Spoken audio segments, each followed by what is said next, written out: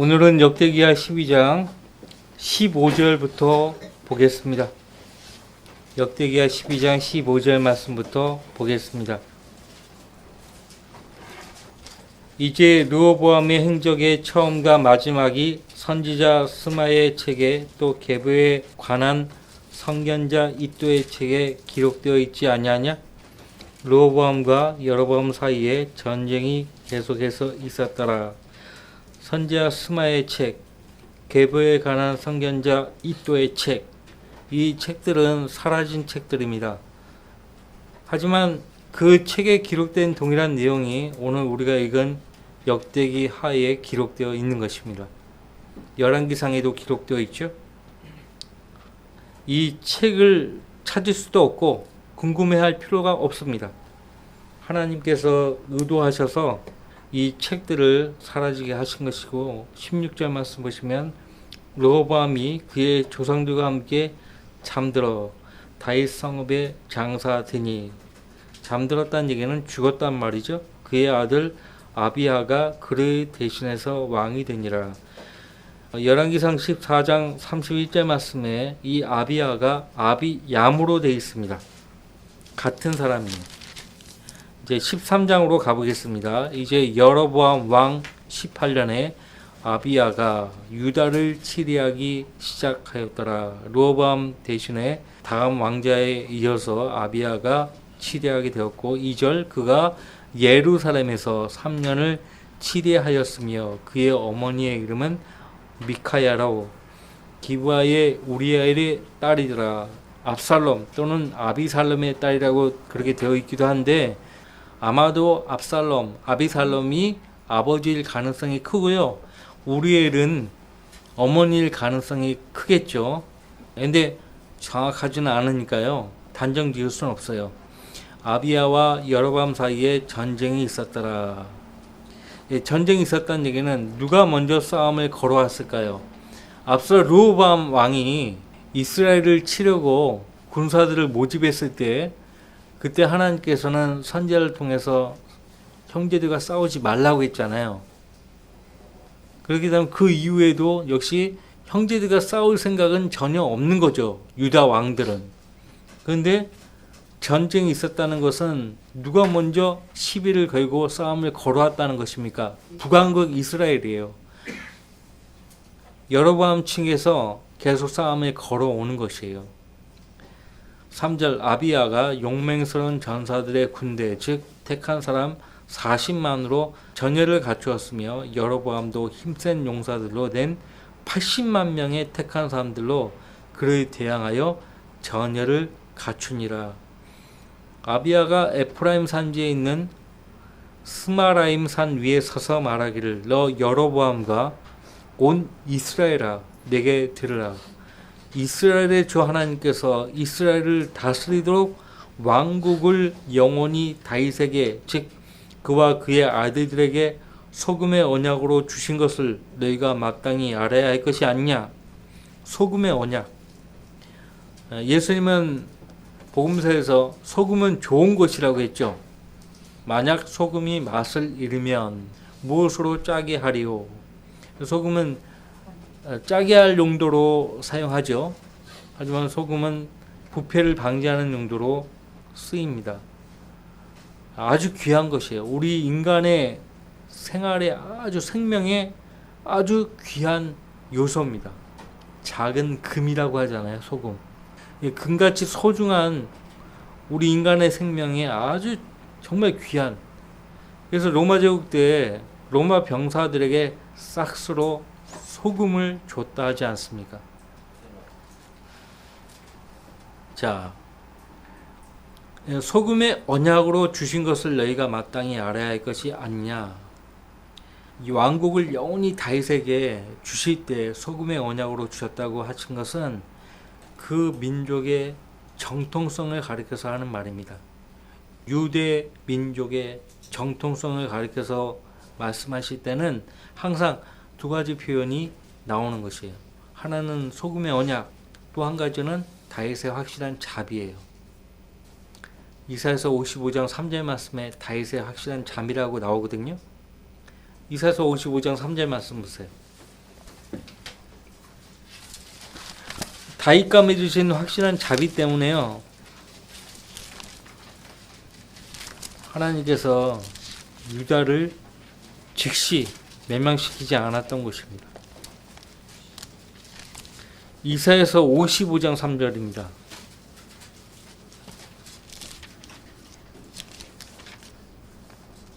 너희 귀를 기울이고 내게 와서 들으라. 그리하면 너희 혼이 살리라. 또 내가 너희와 영원한 언약을 맺으리니 곧 다윗의 확실한 자비니라.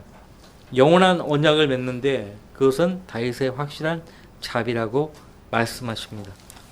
그것을 소금의 언약으로 주셨다라고 말씀하고 있죠. 레위기 2장 13절에 소금으로 제물을 간을 하라고 명령하셨고, 민수기 18장에도 소금으로 간을 할 것을 명령하셨습니다. 민수기 18장 보세요.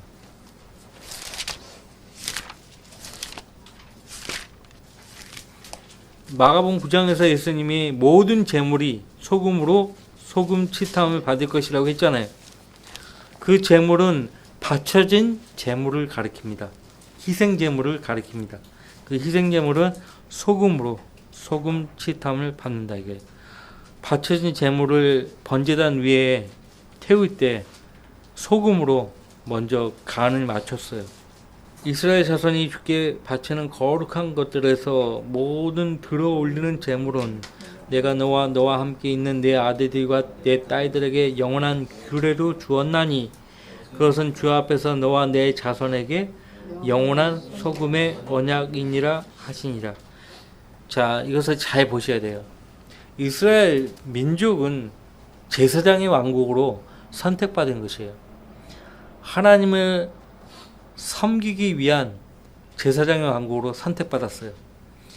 하나님께서 그 백성을 이집트 땅에서 데리고 나오실 때도 그들은 나를 섬겨야 한다라고 말씀하셨어요. 예배가 뭐예요? 섬김, 서비스예요. 우린 하나님을 섬기기 위해서 여기 모인 것입니다. 자, 다시 역대기야 13장으로 돌아가십시오. 그래서 다윗의 확실한 자비를 소금의 언약으로 주셨다. 그 소금의 언약을 민수기 18장 19절 말씀에서 영원한 소금의 언약이라고 말씀하고 있습니다. 그래서 하나님과 유대 백성과의 관계는요, 영원한 것이에요. 그 영원한 관계를 영원한 소금으로 언약을 하신 거예요. 약속을 하신 거죠. 유대 민족의 정통성입니다. 그래서 왕은 유대 민족에서 나오는 거예요. 자, 6절. 그런데 다윗의 아들 솔로몬의 신하 느밧의 아들 여로보암이 일어나 그의 주께 반역하였도다. 허황된 자들 벨리알의 자식들이 그에게로 모여들어 솔로몬의 아들 르호보암을 대적하여 스스로 힘을 길렀으니 그때는 르호보암이 젊고 연약하여 그들을 대항할 수 없었도다. 그런데 이제 너희가 다윗의 아들들의 손에 있는 주의 왕국을 대항하려고 생각한도다. 지금 누구를 향해서 말하고 있어요? 여로보암, 북열 지파를 향해서 말하고 있어요. 지금 주의 왕국은 유다 왕국이에요. 자, 너희는 큰 무리요, 또 여로보암이 너희에게 신들로 만들어준 금송아지들이 너희와 함께 있도다. 결코 여로보암과 이스라엘 열 지파는 하나님을 섬길 수가 없어요. 그들이 진정 하나님을 섬기려면 그들 안에 있는 금송아지들, 이 우상들을 제거해야 되는 거예요. 여로보암이 왜 금송아지들을 하나는 베델에 두고 하나는 단에 두었습니까? 그 이유가 무엇이었습니까? 자기 백성이 르호보암 왕에게로 돌아가지 않게 하려고. 르호보암 왕도 마찬가지예요. 여로보암에게 자기 백성을 빼앗기지 않게 하려고 똑같은 육신적인 행동을 했죠. 자, 9절 말씀 보세요. 너희가 아론의 아들들인 주의 제사장들과 레인들을 쫓아내고 다른 땅의 민족들의 관행에 따라 제사장들을 삼지 아니하였느냐?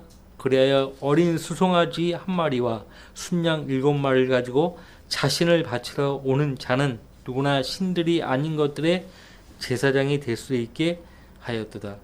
자, 백성의 가장 낮은 자들로 제사장을 삼았다고 했잖아요, 여로보암이.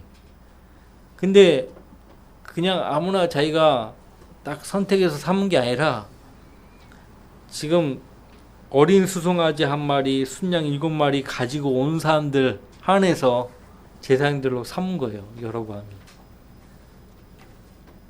지금 이 내용은 열왕기 상에 없어요. 여기서 아주 구체적으로 밝히고 있는 거예요. 10절, 그러나 우리로 말하면 주께서는 우리의 하나님이시니 우리는 그분을 버리지 아니하였노라.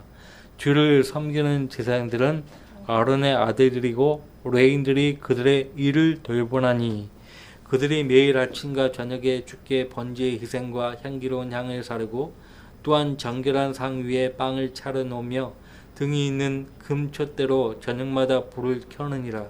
우리는 주 우리 하나님의 직무를 지키나 너희는 그분을 버렸도다. 현재 우리 신약시대의 성도들, 우리의 직무, 하나님에 대한 우리의 직무가 뭐예요? 가장 최상의 직무가 뭐예요? 경배예요. 아까도 우리 이태호 형제하고 잠깐 대화했지만 최상의 경배예요. 다른 것들은 이 경배 앞에서는 차선이에요. 차선이. 뭘 해도 경배가 우선이에요. 자, 주의 첫날 아침에 우리가 주의 이름으로 모여가지고 경배 드리잖아요. 그죠? 한 주의 시작을 경배로 시작하잖아요. 하루의 시작을 경배로 시작해야 돼요. 우리 개인의 삶에도 경배가 필요해요. 우리 개인의 삶이 경배예요. 경배의 연속이에요, 사실. 이 경배는 끊어지면 안 되는 거예요. 여기에서, 교회에서만 모여가지고 경배 드리고 경배는 끝난다. 그 사람은 좀 잘못되어 있는 거예요. 이 여기서 드린 경배가 개인의 삶에서도 계속 이어져야 하는 거예요. 아침에 눈 뜨면 제일 먼저 기도하죠. 어떤 형태이든지 기도하잖아요. 기도로 하나님께 다가서잖아요. 그리고 잠시라도 말씀을 펼쳐서 하나님께 다가서잖아요. 기도와 말씀으로 다가서는 것 자체가 경배예요. 개인의 경배에는 어떤 형식이 없습니다. 개인의 경배에는 어떤 형식이 없어요. 절차도 없어요. 자유입니다.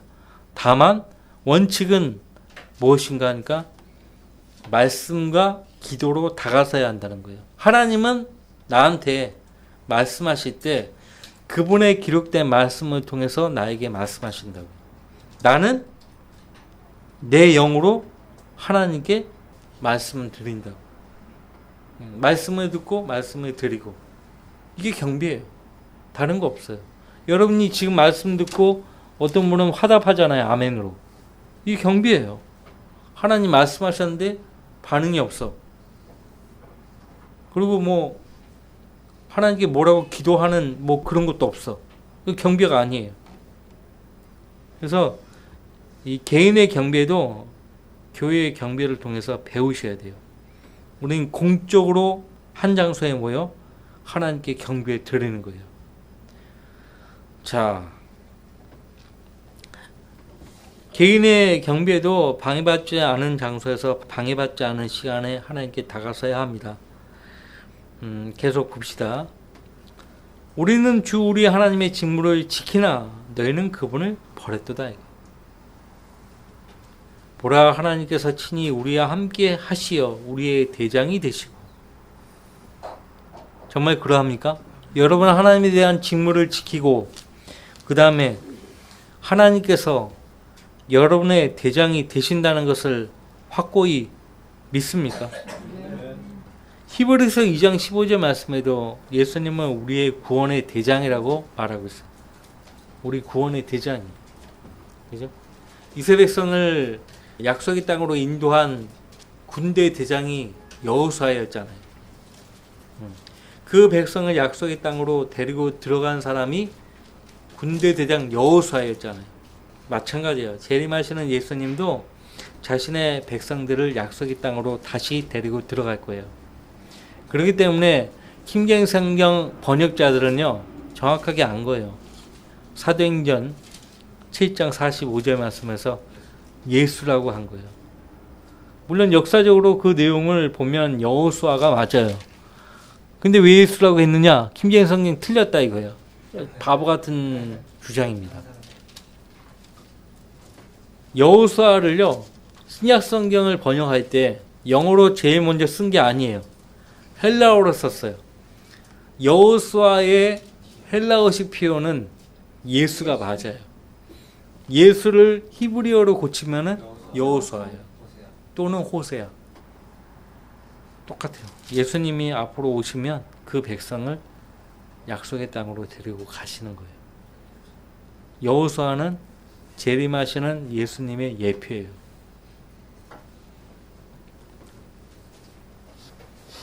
우리는 하나님의 직무를 지키죠. 그 다음에 두 번째, 우리는 그분을 우리의 대장으로 삼습니다.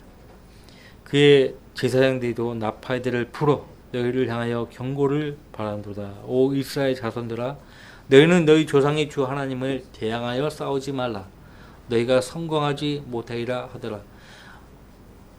누구나 마찬가지입니다. 어느 민족이나 어느 개인이나 하나님에 대항해서 이길 수 있는 사람은 한 명도 없어요. 마귀조차도 하나님에 대항해서 이길 수 없어요. 그죠? 이길 수 없어요. 성공할 수 없어요. 대항해서 승리를 보장받을 수 없어요. 오히려 멸망당하는 거예요. 하나님을 대적하고 공격하면 멸망당하는 거예요.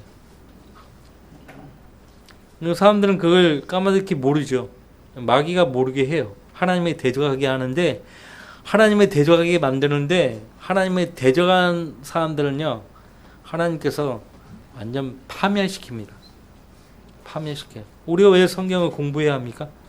그 영적 파멸로부터 우리 자신을 지키기 위함이죠. 하나님께 대한 믿음을 저버리면 안 되고요. 하나님께서 우리를 하여금 양심을 살아있게 했고 선한 양심을 주셔가지고 그 양심으로 하나님 섬길 수 있게 했는데, 믿음을 버리면 양심도 같이 버리게 돼 있어요. 디모데전서에서 말씀하잖아요. 어떤 사람들은 믿음에 대한 선한 양심을 던져버렸다고, 파산했다고 그렇게 말을 하잖아요. 자, 우리의 대장이 되시고, 우리의 대장은요 전사십니다. 하나님은 전사세요. 자, 여러분들 출애굽기 15장 보세요.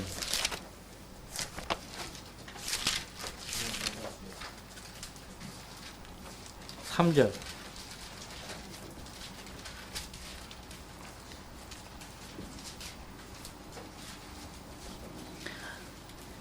출애굽기 15장 3절. 주는 전사시오, 주는 그분의 이름이로다. 파라오의 병거리가 그의 군대를 바닷속에다 던져 넣으시고 그가 택한 대장들도 홍해에 빠뜨리셨도다. 깊은 물이 그들을 덮쳤더니 그들의 돌처럼 바닥에 가라앉았도다. 홍해라고 하죠. 레드시라고 해요. 실제 홍해가 빨간 물은 아니에요. 그 레드시라고 그렇게 하나님이 명명하신 거예요. 근데 이 홍해가요, 둘째 하늘과 셋째 하늘 사이에 거대한 유리바다를 가리킨다는 것을 아십니까? 그도 그럴 것이 지금 출애굽기 15장 2장에 읽었으니까 읽는 거예요. 8절 말씀 보시면 주의 콧김으로 물들이 함께 모였으며 큰 물들이 무더기처럼 일어서고 그 깊음이 바다의 심장 가운데 응결되었나이다. 창세기 1장부터 깊음은 사실 우리가 흔히 보는 바다가 아닙니다. 저 둘째 하늘과 셋째 하늘 사이에 있는 거대한 유리바다를 항상 가리켜요. 근데 갑자기 깊음이 나오니까 헷갈리죠. 연관을 짓고 있는 거예요. 우리가 이제 예수님 다음으로 우리 몸의 변화를 입으면서 셋째 하늘로 쫙 올라가는 거예요. 예수님 먼저 올라가셨잖아요. 히브리서 10장에 보면 새롭고 살아있는 길로 가셨다고 되어 있잖아요. 예수님이 십자가에 달려 돌아가셨잖아요. 그러니까 통과하실 때 그 물이 붉게 묻을 수밖에 없는 거죠. 우리도 예수님 피로 적셔진 거 아니에요. 우리 몸 안에 예수 그리스도의 피가 있습니다. 예수님 피가 있어 보이지는 않아요. 우리가 믿을 때, 예수님의 구조로 믿을 때 그 보혈이 내 안에 있는 모든 죄를 깨끗게 하시고 그 보혈이 내 안에 있는 거예요. 역사하고 있어요. 바다의 심장 가운데 응결되었나이다. 대단하지 않습니까? 주께서 구속하신 백성이라고 되어 있고 주의 백성, 주께서 사신 그 백성. 성경은 대단해요. 성경은 당시 그 상황만을 말씀하지 않아요. 그 일이 또 미래에 또 한 번 일어날 것을 염두하고 말씀하신다고. 그런 말씀이 굉장히 많이 나옵니다. 주님은 우리의 전사십니다.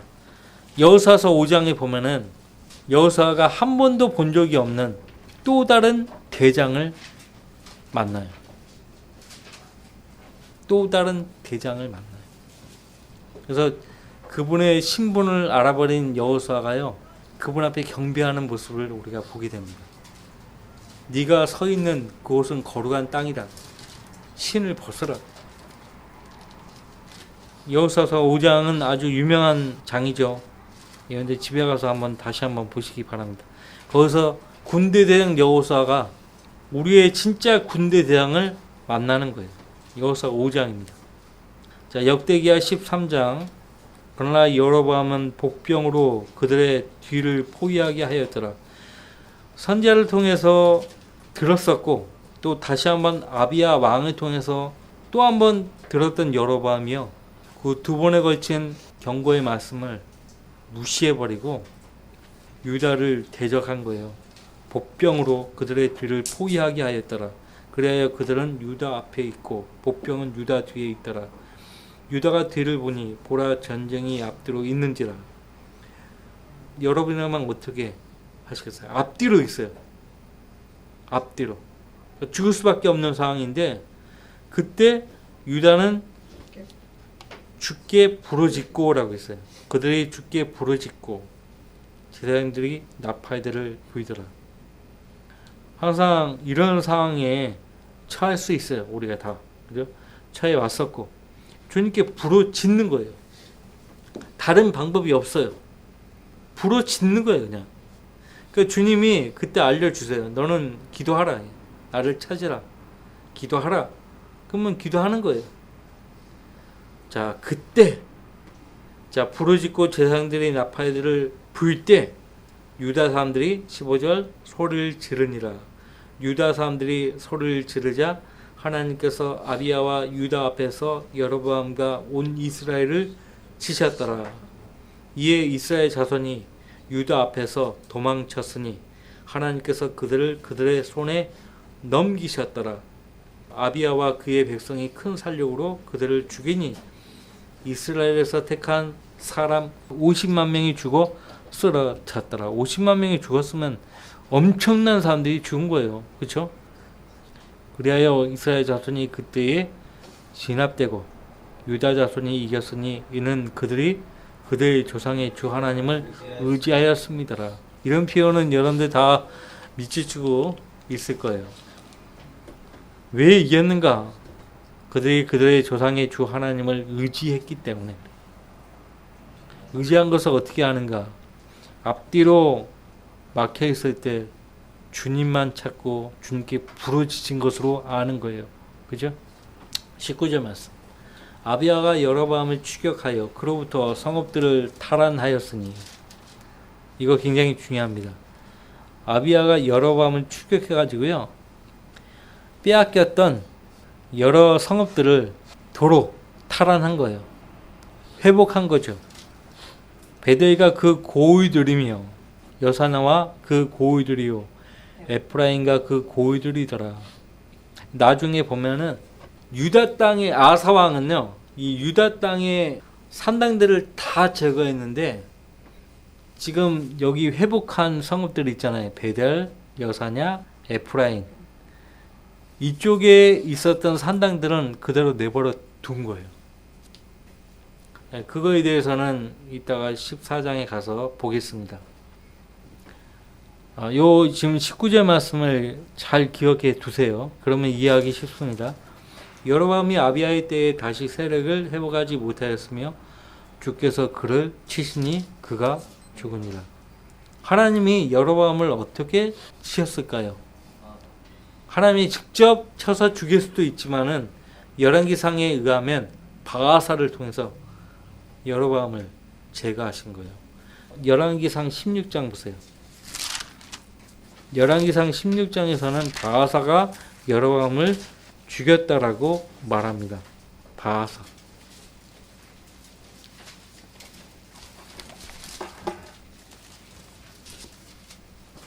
그러니까 여로보암이요, 자기 아들 나답을 왕위에 세웁니다. 2년 동안 그 나답이 이스라엘 왕이 되어서 통치를 해요. 그런데 바아사가 그를 대적해서 모반합니다. 그래서 거기 29절 말씀 보시면 그가 왕이 된 후, 바아사가 왕이 된 후 여로보암의 온 집을 쳐서 호흡이 있는 자는 하나도 여로보암에게 남기지 아니하고 다 멸하였으니 주의 종 실루인 아히야를 통하여 하신 주의 말씀대로 되었더라. 이는 여로보암이 범한 그의 죄들과 그가 이스라엘로 범죄케 한 죄들로 인함이니 그가 경노케 하는 것으로 이스라엘의 주 하나님을 분노케 하였더라. 그렇게 말씀하고 있고, 그 다음에 16장 가보세요.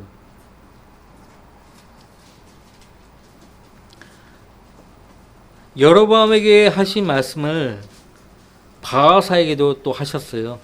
바아사가 똑같은 짓을 하니까요. 바아사가 똑같이 느바세 아들 여로보암의 죄를 짓습니다. 그래서요, 하나님의 아들 예후 선지자를 통해서요, 하나님이 이렇게 바아사에게 말씀하세요.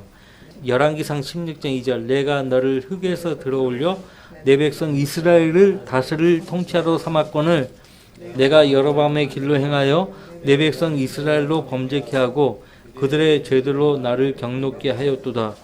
보라, 내가 바아사의 후대와 그의 집의 후대를 쓸어 버리리니 내 집을 느바세 아들 여로보암의 집과 같이 만들리라. 바아사에게 속한 자가 성읍에서 죽으면 개들이 먹을 것이요 그에게 속한 자가 들에서 죽으면 공중의 새들이 먹으리라 하시더라. 이제 이 말씀을 여로보암에게 먼저 하셨고, 이제 바아사에게 하셨고, 또 언제 또 한 번 하시죠? 아합에게 하시죠. 왜? 똑같은 죄를 범해서 하나님을 진노케 했거든요. 자기만 그 죄를 지었으면 모르겠지만 백성들로 하여금 그 죄를 짓도록 한 거예요. 짓도록 만들었어요. 그래서 하나님이 진노하셨던 거예요.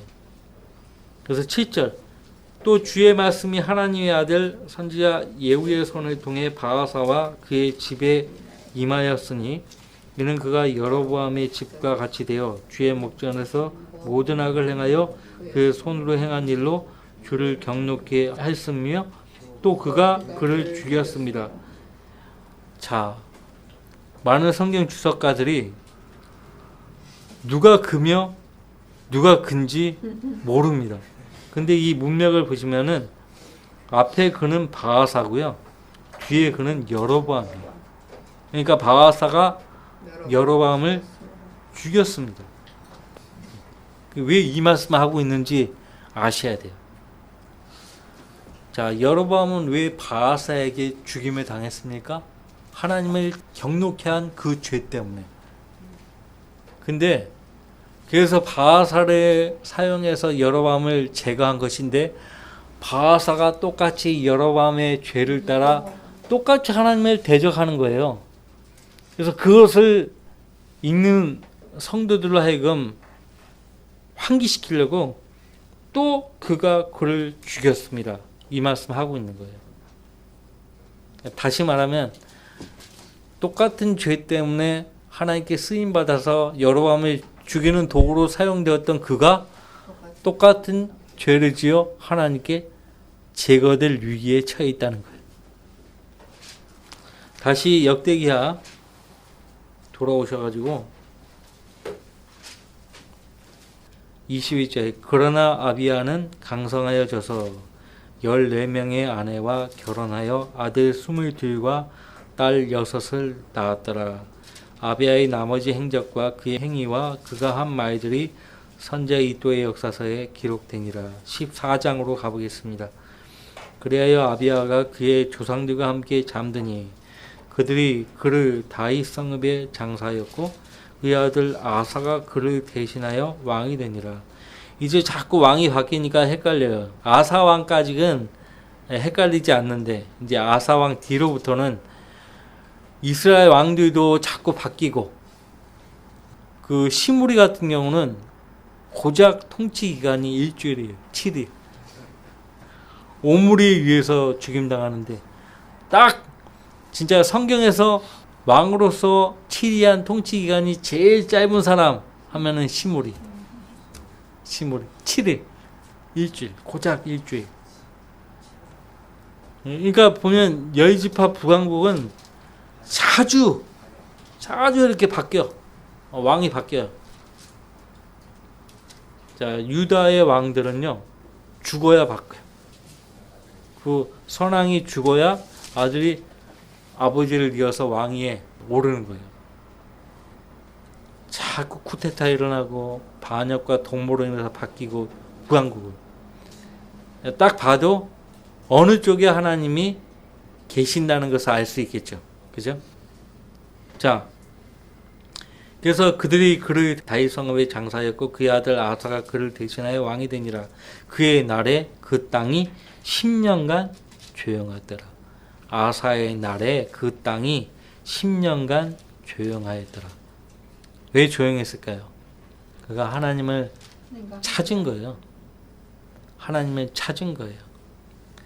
자, 2절 말씀에서 밝힙니다. 아사가 주 그의 하나님의 눈에 선하고 옳은 것을 행하였으니 그가 이방신들의 제단들과 산당들을 제거하고 형상들을 부수며 아스라들을 찍어 없앴고 유다에 명하여 그들 조상의 주 하나님을 찾게 하며 율법과 계명을 행하게 하였더라.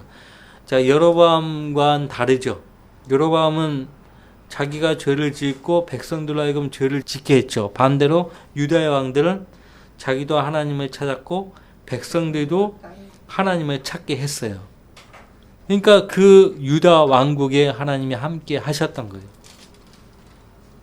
자, 5절 그가 또한 유다의 모든 성읍들에서 산당들과 형상들을 제거하니 왕국이 그 앞에서 조용하였더라. 왜 1절에서 조용했는지 그 이유를 5절에서 밝히고 있죠.